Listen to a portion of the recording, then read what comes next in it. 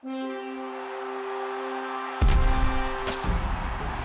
at Pro Football Weekly, we're bringing you the Hot Seat Meter. Senior editor Eric Edholm ranked all 32 NFL head coaches to see how safe their coaching job is heading into the 2012 season. And Eric, if we did this a year ago, I think the guy we're about to talk about right now would be very much on the hot seat. Sure. Marvin Lewis, head coach of the Bengals, surprised a lot of people by bringing that team to the playoffs. Maybe people are even talking coach of the year for him. He comes in at 26th on our list. So you're talking about the 7th hottest seed according to your rankings. So he's far from safe. What's his current status? Well, it's so fascinating with Marvin. I mean, people forget he's been there 9 years already. 144 games as head coach, below 500 record. But I think more damning is the fact that he's 0-3 in the playoffs.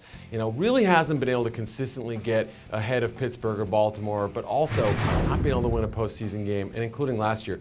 In my mind, 9-7 was great, getting and squeezing into the postseason and edging out the Tennessee Titans, that's fine. But losing that game the way they did down in Houston, I think really kind of undercut almost everything he did. So he's back on the hot seat, maybe not quite as hot, and they still have a lot of work to do. The talk contract a little bit, hasn't really gone anywhere, and I think his fate is sealed in what really is a lame duck season. What difference does it make that he has coordinators there that are very well-known guys? Yeah. You know, and Jay Gruden, Mike Zimmer. I mean, Zimmer is a guy that's always talked about every offseason for taking head coaching jobs. Does that make his seat hotter at all, or does that matter? You know, having those two guys on staff, I think, makes them a better football team. There's no question about it. The work that Gruden did with guys like A.J. Green and Dalton last year was fantastic. Came out of nowhere, made himself into a rock star head coaching candidate.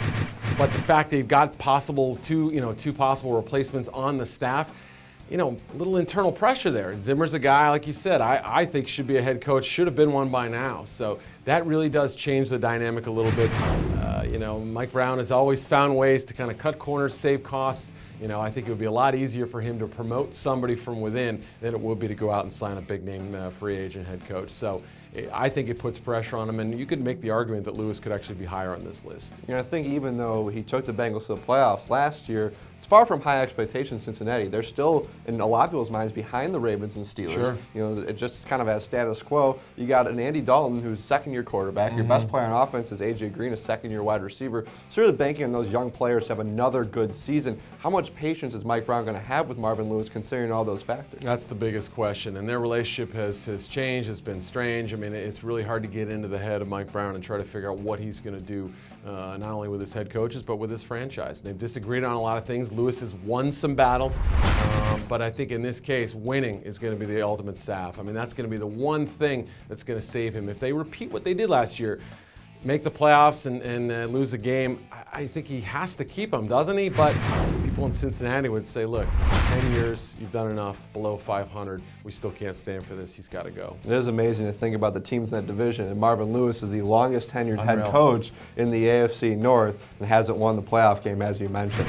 To see Eric's entire list of the head coaches on the hot seat, check out his story at ProFootballWeekly.com.